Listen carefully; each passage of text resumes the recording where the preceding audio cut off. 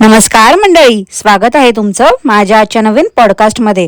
तुम्हा सगळ्यांना होळीच्या हार्दिक शुभेच्छा। आणि आजचा आपला विषय आहे लेझी फूडी आणि साबजी। पण पॉडकास्ट सुरू करण्यापूर्वी जर तुम्ही माझ्या चॅनलवर नवीन असाल तर माझ्या चॅनलला सबस्क्राईब करून घ्या। सोबतच शेजारी असलेल्या बेल आयकॉनला प्रेस करा सो दॅट कोणतीच अपडेट तुम्ही मिस करणार नाही। तर मग वाट कसली बघताय, चला सुरू करूया आजच्या आपल्या पॉडकास्टला। मंडळी, मागच्या पॉडकास्टमध्ये मी तुम्हाला सगळ्यांना सांगितलं होतं की साबजी टूर्स अँड ट्रॅव्हल कंपनी सुरू करणार आहे आणि त्या कंपनीसाठी साबजींने सगळ्यांना नाव सुचवायला सांगितलं आहे। तर एवढ्या लोकांनी कॉमेंट्स केल्या होत्या, पण शेवटी साबजींनी काय केलं तर पुण्याच्या महिन्याने जे नाव सुचवलं होतं तेच नाव ठेवलं। तर साबजींच्या टूर्स अँड ट्रॅव्हल कंपनीचं नाव आहे फ्लाय विथ मंदिता। लवकरच पहिली ट्रिप जाणार आहे आणि ती महिला विशेष ट्रिप असणार आहे। खरं तर या साबजींच्या घरातच एवढ्या बायका आहेत, त्यांना घेऊन जायला हवं होतं साबजींने। तसं तर यावेळी साबजींने मातोश्री आणि मुलीला खुबईला नेलं आहे, पण बल्यानीचं काय, त्या बिचारीला तर कोण कुठेच नेत नाही। 2-4 दिवसासाठी ती माहेरी जरी गेली तर साबजी आणि त्यांच्या मातोश्री नावं ठेवतात, गोड गोड बोलून टोमणे देखील मारतात। पण हेच जर मंदिताने केलं तर मंदिताला कोण काहीच नाही बोलत। खरं तर या साबजींना त्या बल्यानीला कुठे न्यायचंच नसते। कुठेही फिरायला जायचा विषय निघाला की साबजी सारखे सांगतात की आमच्या बल्यानीला सुट्टीच नसते आणि खाटीक काय बिझी माणूस। बल्यानीला फक्त 15 दिवसाची मे महिन्यात सुट्टी असते, त्याचे डेट्स पण अजून काय फिक्स नाही आहेत। असो तर बल्यानी आणि मंदिता गेल्या होत्या शॉपिंग करायला, कारण बल्यानीला साडीचा ड्रेस शिवायचा होता। आजकाल ना या लेझी फूडी मॅडमला साबजींसोबत राहून त्यांच्यासारखीच सवय लागली आहे, ती म्हणजे झापझूप करून कॅमेरा फिरवण्याची। लेझी फूडी मॅडम बल्यानीच्या मागे बसून सगळं काही रेकॉर्ड करत होत्या। टेलरकडे जाऊन लेझी फूडी मॅडमने आपली नसलेली अक्कल पाजळली। मॅडम बोलतात काय तर ड्रेसची साडी शिवायची आहे म्हणून आम्ही इथे आलोय। काय हो लेझी फूडी मॅडम, ड्रेसची साडी कशी काय शिवतात हो?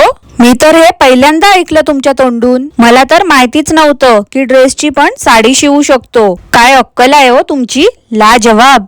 मंडळी, या लेझी फूडी आणि बल्यानीने खूप काही शॉपिंग केली, जसं की मुलींना खेळणी घेतली, भाजी घेतली, फळं फुलं घेतली। त्याच सोबत एक ताई रस्त्यावरती पुरणपोळी, गोड आप्पे वगैरे घेऊन बसल्या होत्या विकण्यासाठी। तर लेझी फूडी मॅडमने त्यांच्याकडून पण खरेदी केली। ही एक खूप चांगली गोष्ट आहे या लेझी फूडी मॅडमची की त्या महिलांना मदत करतात। तर शॉपिंग करताना तर या लेझी फूडी मॅडमने सगळं दाखवलंच होतं, पण घरी आल्यानंतर पण परत त्यांनी तेच दाखवलं। सर्वप्रथम तर या लेझी फूडी मॅडमने जे खेळणं कथासाठी आणलं होतं ते तिला खेळायला दिलं। त्यानंतर मातोश्रींना पाहिलं का तुम्ही मंडळी, खेळण्याला आणि इतर वस्तूंना हात लावला त्यांनी आणि मग गोड आप्पे खात होत्या। टाइम स्टॅम्प आहे 15:28 आणि त्यानंतर हळूच थोडासा तुकडा कथाला पण त्यांनी भरवला। मला एक गोष्ट समजत नाही, आता कुठे गेले ते ज्ञानी साबजी, जे कथाच्या जन्माच्या आधी बोलले होते की कथा झाली की सगळ्यांना खूप हायजीन मेंटेन करायची आहे, कोणीच हातपाय धुतल्याशिवाय तिच्या जवळ नाही जायचं,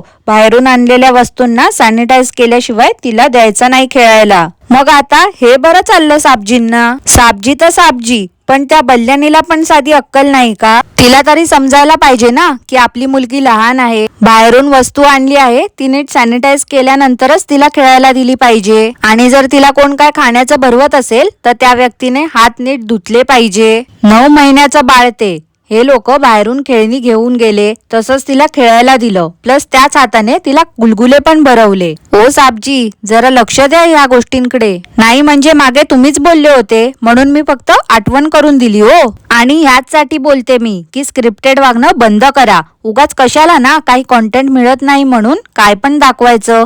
चला, तुम्हाला दाखवायचंच आहे ना हे सगळं, तर मग निदान त्या लहान मुलांची काळजी तरी नीट घ्या। कॉन्टेंटसाठी म्हणून त्यांचा वापर नका करू। मंडळी, या साबजींचं कसं आहे माहितीये का, सुरुवातीला पण यांनी काय केलं होतं की भावी लहान होती तर तिचे व्हिडिओ दाखवायचे हे नेहमी। आता काय भावी मोठी झाली आहे आणि कथा पण आली आहे तर लगेच यांनी काय केलं तर कथाचे व्हिडिओ दाखवायला सुरू केलं। यांचं अर्ध्याहून जास्त कॉन्टेंट तर ते लहान मुलंच आहेत। यांना बरोबर माहिती आहे की लहान मुलं दाखवली की चॅनल मस्त पळणार।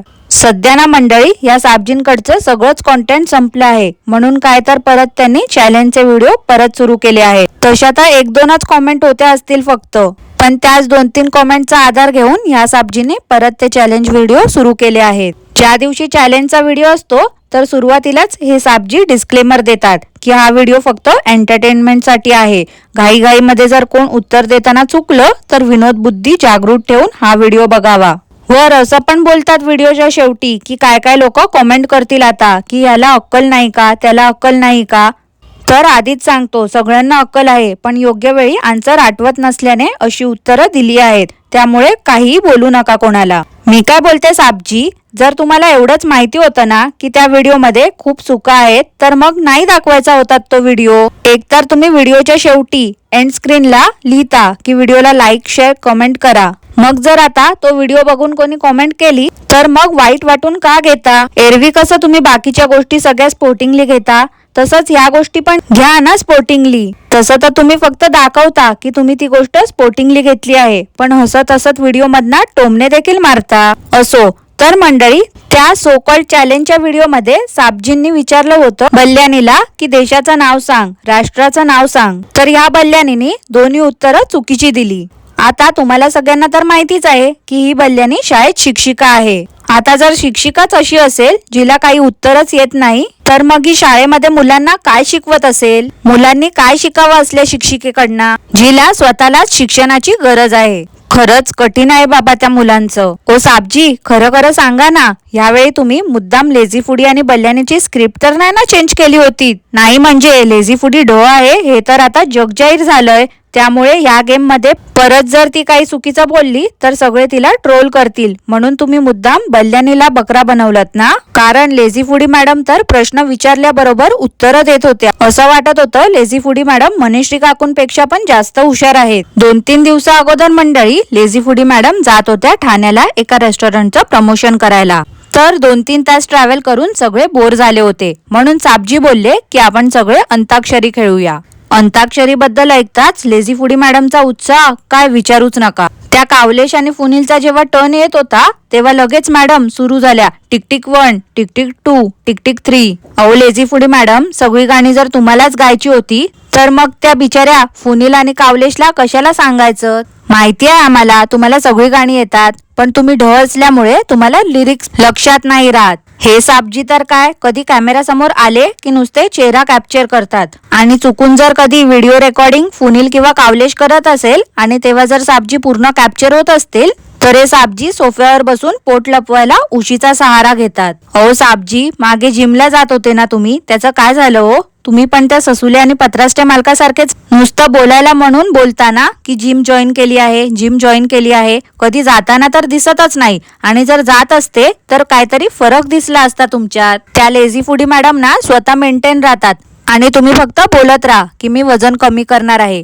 कधी करणार आहात ते तुम्हालाच माहिती. मंडळी, 2-3 दिवसा अगोदर लेझी फुडी फॅमिली खुबायला जायला निघाली. ती लहान कथा बोलत असेल की बरं झालं बाबा गेले हे लोक, नाहीतर नुसतं आपला दिवसभर झापझूप करून कॅमेरा माझ्यावरच मारत असतात. खुबायला पोचून लेझी फुडीचा मानलेला भाऊ आला तिला न्यायला.